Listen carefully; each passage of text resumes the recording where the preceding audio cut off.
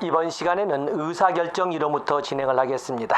우리가 의사결정 또는 정책결정 같이 이론을 전개를 하는데 그 앞에 의사결정이란 문제에 당면했을 때 그 문제를 공식화하기에 앞서 여러 대안을 수집 정리하여 최선의 대안을 선택하는 일련의 활동 이렇게 있지요. 어떤 문제에 직면했을 때 다양한 해결책을 강구하고 그 중에 최선의 해결책을 선택해 가는 과정을 의사결정, 정책결정이라고 합니다. 여러분에게 출제가 되는 것은 바로 436페이지에서 437페이지까지가 이렇게 되겠습니다. 그래서 의사결정 또는 정책결정 이렇게 설명을 하는데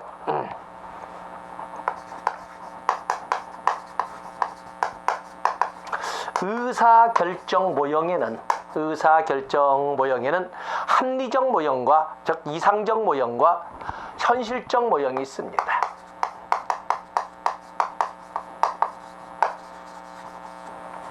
이상적 모형이라고 하는 것은 우리가 합리 모형을 말하는데 합리 모형. 이 합리 모형의 특징은 모든 인간들을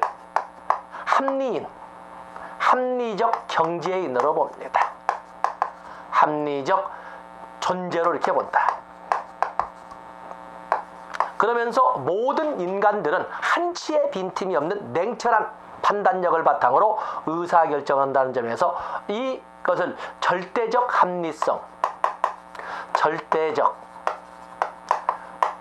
합리성을 전제합니다.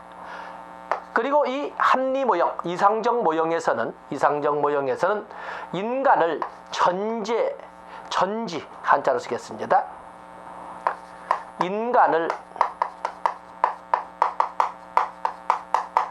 전지의 존재로 가정합니다. 그렇기 때문에 언제나 어디서나 어느 누구나 오직 최선의 선택만을 한다고 이렇게 전제를 합니다. 인간은 언제나 어디서나 어떤 문제에 직면해서도 오직 최선의 선택만을 한다라고 봅니다.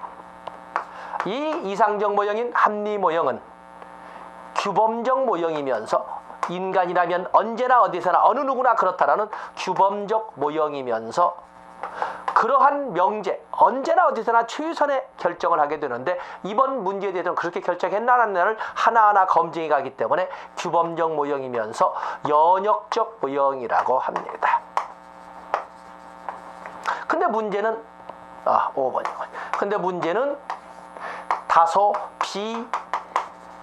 너무 지나치게 인간을 신격화신 비현실적이라는 비판을 면키는 어렵습니다.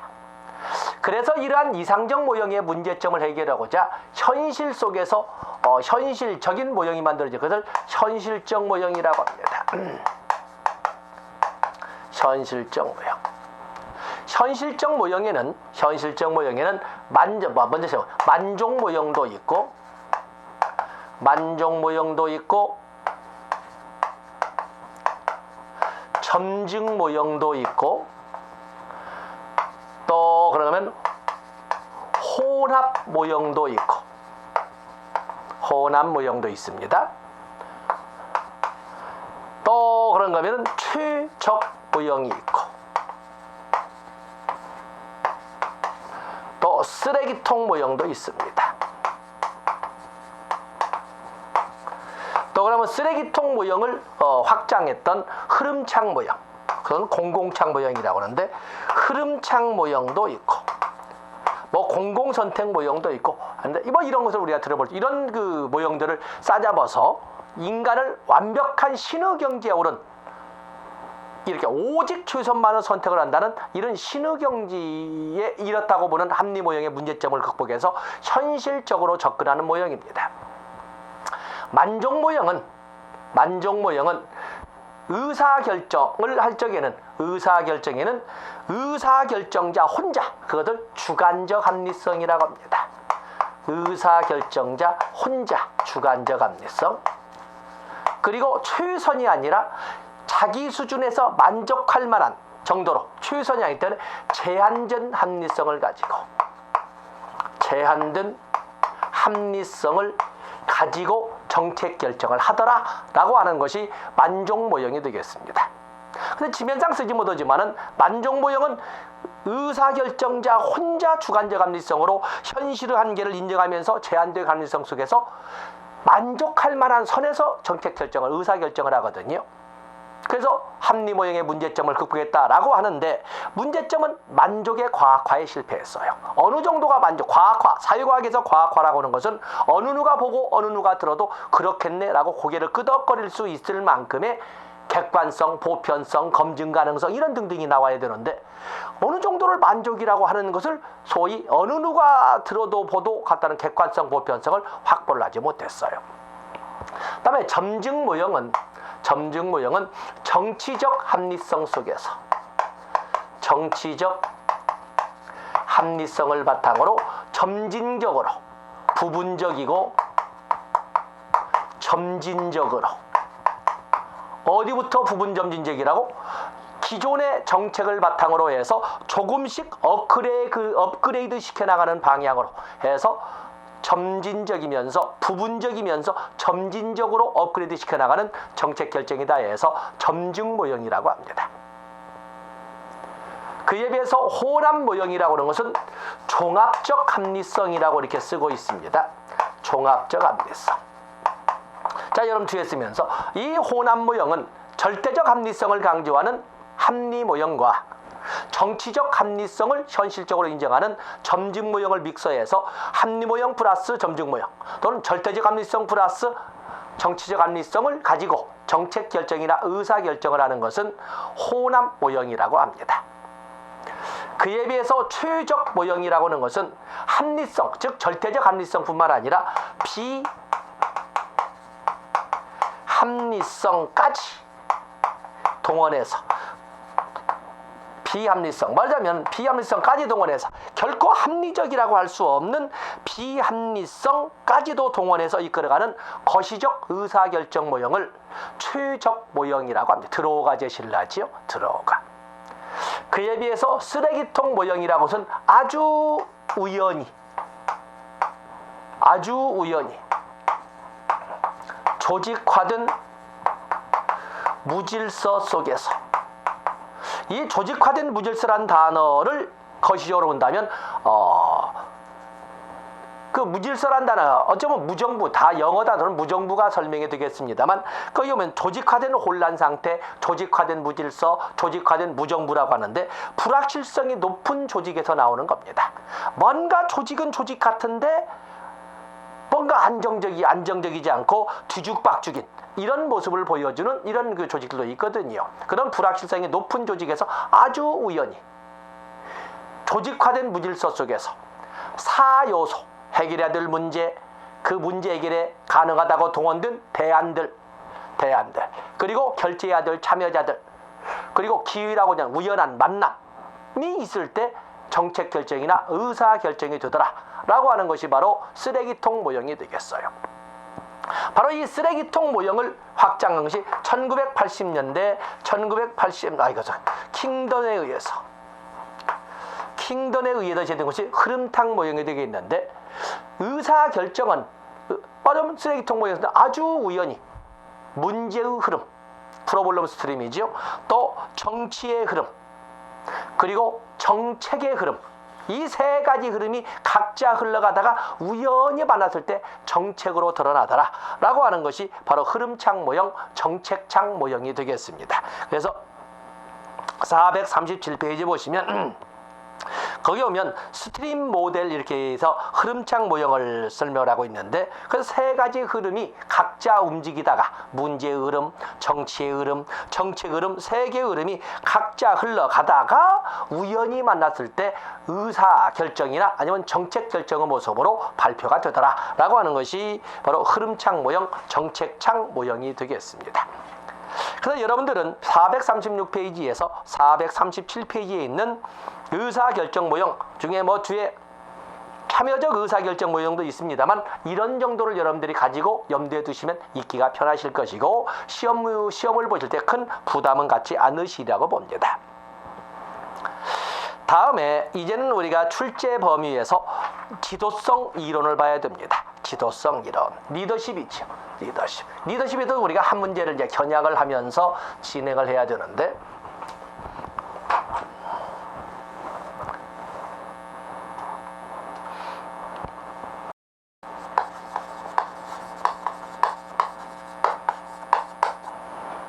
자, 리더십.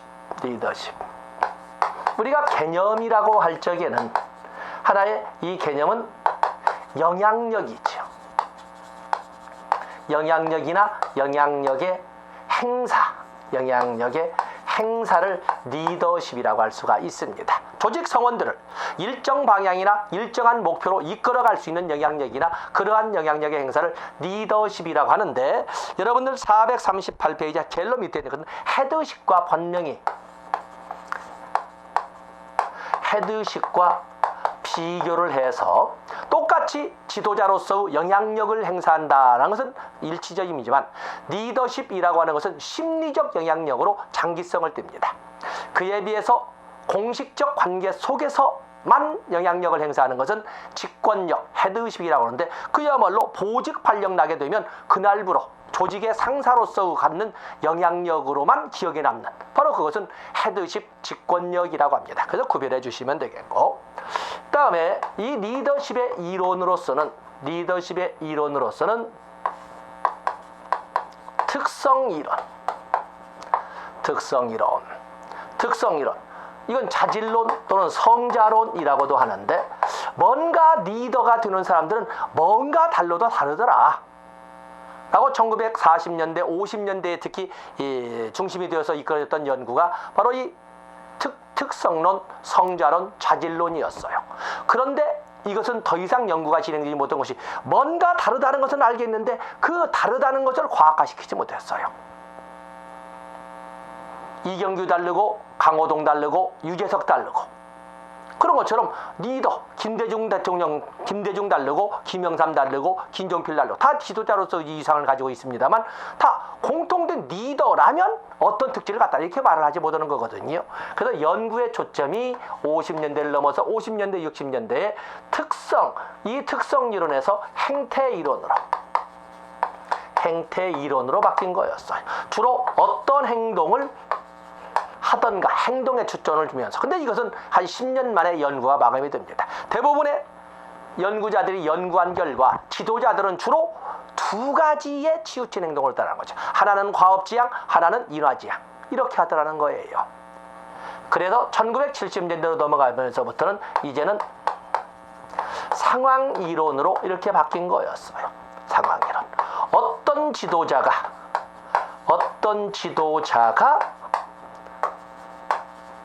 좋은 지도자인가? 화두가 이렇게 바뀌어서 연구의 테마를 전환시켜 놓은 것을 바로 상황이론이라고 합니다. 지금까지는 주로 상황이론에서 피들러의 이론이 출제가 됐습니다. 피들러의 이론이 출제가 됐는데, 물론 그걸 다룰 겁니다. 그래서 여러분들은 판서지 않겠지만 한번 노트를 보면서, 자, 이렇게 해서 어떤 상황이론, 어때? 최고군들에 들어와서는 변혁적 지도성 이론, 변혁적 지도성 이론도 있고, 또 그러면 서번트 리더십, 섬기는 지도성 이론도 있고, 또 그러면 뭐 당연히 옛날부터 했던 교육적 지도성 이론 등도 있습니다. 그 중에 주로 출제됐던 것은 역시 상황 이론과 그리고 변혁적 지도성 이론이 출제되어 왔고 또 출제가 될 겁니다. 자, 먼저 우리가 거기 특성 이론 다룰 것도 없고, 439페이지에 보면 지도성의 유형에서 레빈 리피트 화이트는 지도성의 유형을 자유방위형, 전제형, 그리고 민주형으로 나누어서 각각의 특성을 서로 비교하는 방식으로 연구를 했었습니다. 그에 비해서 미시간 대학의 리커트는 생산성 중심형과 리더십의 행태를 생산성 중심형과 종업원 중심형으로 이렇게 나눴습니다. 그에 비해서 오하이오 주립대 헬피는 LBDQ, 리더십 비헤비어 디스크립티브 퀘셔너리에서 지도성 행태 질문지란 도구를 이용해서 설명을 하되 거기에서는 구조지향형과 배려지향형으로 이렇게 나눴습니다. 구조지향형과 배려지향형. 그에 비해서 이 구조지향형, 배려지향형, 물론 이거 그 박스 나왔죠? 440페이지면 박스를 해놨는데 보시고, 그에 비해서 타넨바움 그렇고 브레이크와 머트는 관리망 연구를 통해서 지도자의 행태를 과업지향형과 인화지향형으로 나눴습니다. 니커트가 말했던 토요역, 니커트가 말했던 생산성 중심형, 또 헬핀이 주장했던 헬핀이 주장했던 구조 중심형, 블레이크와 머튼이 제시했던 과업 중심형 같은 말이지요. 같은 말의 다른 표현입니다.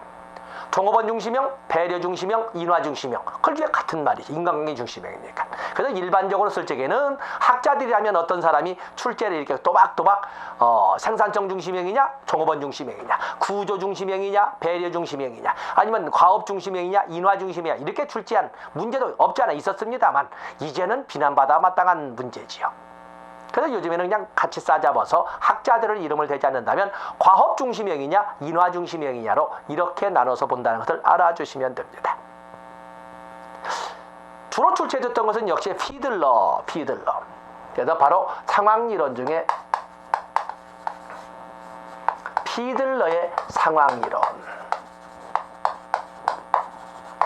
피들러의 상황이론을 여러분들께 보시면 피들러는 지도자 행태와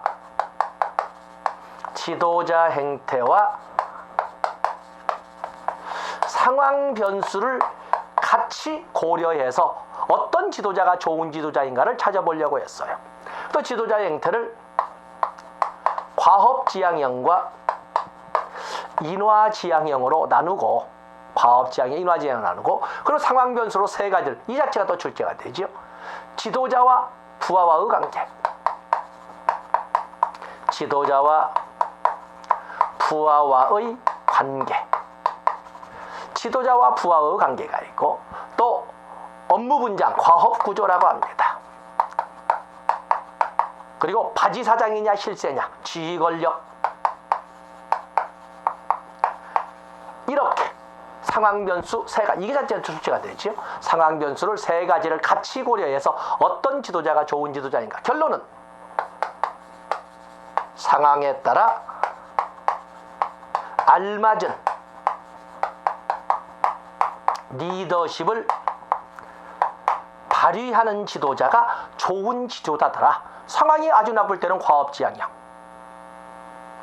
조직의 상황이 아주 좋을 때는 더 과업지향형, 애매할 때는 인화지향형. 연구 결과 그렇습니다만 어쨌든 상황에 따라 알맞은 리더십을 발휘하는 지도자가 좋은 지도자더라 라고 이렇게 연구 결론을 내는 것이 바로 피들러였어요. 그래서 이 결론, 근데 피들러는 LPC 척도를 이용한 보고서, LPC 척도를 이용해서, LPC 척도는 가장 덜 좋아하는 동료, 싫어하는이라고 좀 느끼고 있었습니다. 가장 절 좋아하는 동료에 대한 평정 척도를 이용해서, 가장 덜 좋아하는 평정 척도를 이용해서 LPC 척도 점수가 많은 사람은 싫어해도 많은 점수를 주기 때문에 인화지향이 많더라. LPC 척도 점수가 낮게 나온 사람은, 덜 좋아하는 사람은 점수를 바꾸게 주는 이런 사람이죠. 과업지향형이 많더라. 이런 연구 보고서 낸 것이 LPC 척도를 이용한 것이 되겠습니다. 441페이지 오면 거기 피들러의 상황이론 디귿번에 LPC 척도를 이용했다 해설은 안 적었습니다만 바로 그렇게 했던 것이 피들러의 이론이 되겠어요. 또 그러면 네딘의 이론도 역시 상황이론인데, 네딘도 지도자의 행태에다가 조직 차원의 조직의 효과성 차원을 가미해서 어떤 지도자가 좋은 지도자를 분석했던 사람이 네딘이고, 442페이지 가면 허쉬와 브랜차드의 이론이 나와 있죠. 허쉬와 브랜차드의 이론 나와 있습니다. 허쉬와 브랜차드도 역시 마찬가지로 지도자의 행태와 상황 변수를 같이 고려해서 좋은 지도자를 찾아내고자 했는데, 지도자의 행태는 과업지향형과 인화지향형으로 나누되 상황 변수 중에 특히 강조했던 것이 부하들의 성숙도였어요. 그러면서 부하의 성숙도를 업무 성숙도와 심리적 성숙도, 업무 성숙도는 업무 수행 능력이죠. 그에 비해서 심리적 성숙도라고 하는 것은 조직에 대한 충성도입니다. 이런 것처럼 부하들의 성숙도를 가장 핵심적인 상황 변수로 고려해서 어떤 지도자가 좋은 지도자를 분석하고자 했어요. 결론은 이 프렌차드와 허쉬가 제시했던 그 결론은 좋은 지도자란 부하의 성숙도에 따라 각기 다른 리더십을 발휘하는 지도자가 좋은 지도자이다라고 이렇게 결론을 내렸던 거였어요.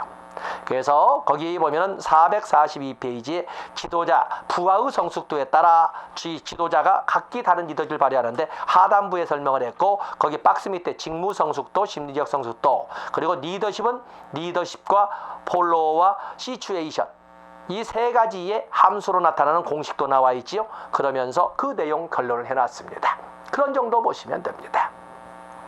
그에 비해서 변혁적 지도성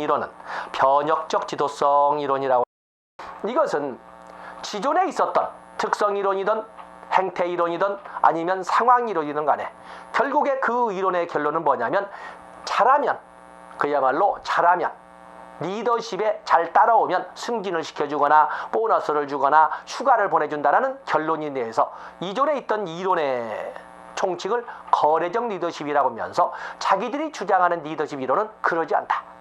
그래서 차별화된 리더십 이론으로 제시된 것이 변혁적 리더십이 되겠어요. 거기 보면 변혁적 리더십, 그래서 여기 드는 것이 이 변혁, 아주 출제가 된다면서든 이 세 가지, 아까 여기 나오는 피들러의 리더십 이론과 허쉬와 프렌차드의 리더십, 그리고 변혁적 리더십을 우리가 겨냥을 하고 있습니다. 거기 보면 변혁적 리더십 보시면 개요 443페이지 보시면 지도자 행태의 영감적이고 상징적인 비합리적 측면을 중시하는 접근으로 카리스마적 리더십 또는 영감적 리더십이라고 합니다.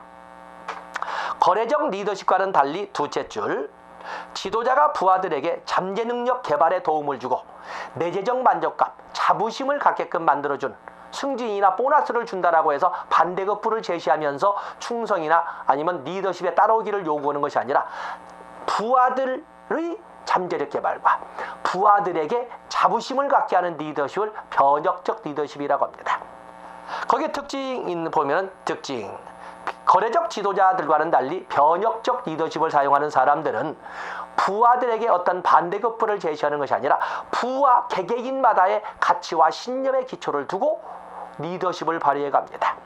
그러면 니은번에 보시면 거래적 리더십처럼 부하들 집단에게 영향력을 행사하는 것이 아니라 부하들에게 개별적으로 관심을 쏟고 부하들에게 개별적입니다. 그리고 개개인의 구성원들의 신념에 대한 변화를 이끌어 갑니다. 그런가 하면 디귿번 아주 중요한 거죠.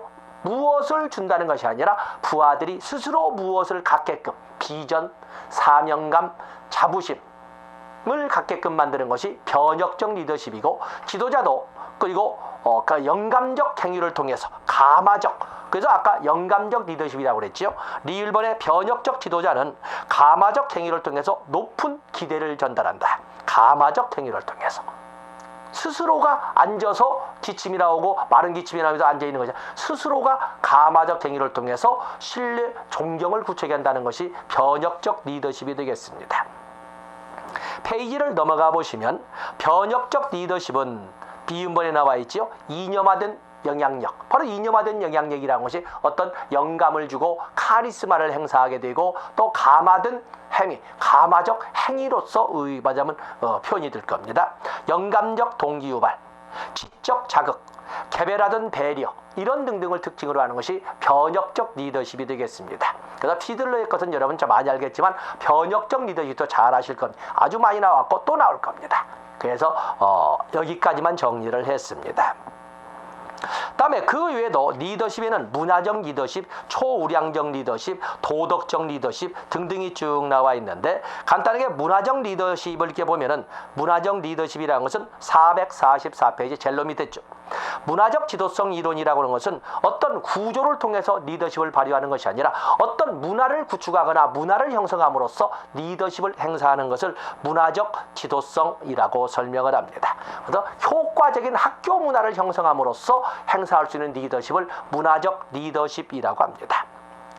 그에 비해서 445페이지로 가서 보시면 초우량 리더십이 나와 있죠. 초우량 리더십. 조직 구성원들은 옛날처럼 지도자의 지시 하명에 일방적으로 끌려라 다니고 따라만 가는 존재가 아니다라고 전제를 합니다. 마치 인본주의 심리학에서 나온 것처럼 초우량 지도성 리더 이론이라는 것은 조직 구성원들을 자기 지시적이고 자기 통제적이라고는 자율적 존재성을 기본 전제로 합니다. 그래서 이 초우량 지도성은 디귿번, 조직 구성원들의 자율적 통제에 영향을 주는 지도성, 스스로가 조직 구성원들이 스스로 움직이고 스스로 생각하게끔 영향을 행사할 수 있는 지도성을 초우량 지도성이라고 설명을 합니다. 그래서 2번에 니은번 밑에도 두째 줄 보시면 초우량 지도성이란 조직 구성원들이 스스로를 통제하고 자신의 삶의 진정한 주인이 되어 자율적으로 이끌어갈 수 있도록 능력을 개발시켜주는 지도성, 그게 바로 초우량 지도성이라고 합니다. 지도자들은 만들어주는 것이 아니라 구성원들 스스로가 자기를 진정한 삶의 주인이며 스스로가 통제할 수 있는 인생의 주인이라는 것을 그런 생각을 갖게끔 능력을 개발시켜주는 지도자를 초우량 지도자, 초우량 지도성이라고 합니다. 페이지 넘어가 보시면 도덕적 지도성이 있지요. 공명의 시대, 공자 맹자 하는 것처럼 이 지도성이라는 것은 어떠한 1번, 2번을 보실까요? 2번. 도덕성과 추종자들의 자율적 조작 능력을 핵심으로 해서 구성원들을 지도자의 지도자로서 양성해가는 지도성을 도덕적 지도성이라고 합니다. 여러분 알다시피 공자는 그 당시 춘추 전국 시대에 각국의 맹주들을, 각국의 소위 국왕이라고 불리는 사람들을 다지면서 지도자가 진정 지도자다운 지도자가 되게끔 이렇게 아무런 힘도 없으며 오직 말만 하면서도 지도자가 진정 지도자가 되게끔 그렇게 유세를 하면서 돌아다녔거든요. 바로 그런 공자와 같은 지도성을 도덕적 지도성이라고 합니다. 지도자가 지도자다운 지도자로서 커나갈 수 있도록 구성원들을 이끄는 지도성을 도덕적 지도성이라고 합니다. 그 외에도 거기 보시면 서지오바니의 리더십, 아주 오래전에 나왔습니다만 서지오바니는 리더십을 기술적 지도성, 인간관계 지도성, 교육 지도성, 상징적 지도성, 문화적 지도성으로 나누기도 했었다. 옛날에 나왔던 이런 문제가 되기 때문에 그렇게 보시고, 다음에 카츠와 칸의 교육행정기술에서 최고 관리자, 중간 관리자, 하위 관리자로 볼 적에 모든 관리자들은 이런 기술들을 다 가지고 있어야 되지만 최고 관리자는 주로 포괄적이나 통합적 기술을 주둔 기술을 해야 되고, 중간 관리층은 상하를 연결짓는 인간관계 기술을 주로 해야 되고, 하위 관리자는 실무 기술을 주둔 기술로 인간관계 기술이나 포괄적, 통합적 기술도 어느 정도 가지고 있다. 어떤 기술을 주된 기술을 해야 되느냐를 가지고 분석한 것이 카츠와 칸의 행정기술이 되겠습니다. 그래서 여러분들 446, 447페이지를 그렇게 정리해 주시면 되겠습니다. 자, 이 시간 여기까지 하고 다음 시간에 바로 동기 이론부터 진행을 하겠습니다. 고맙습니다.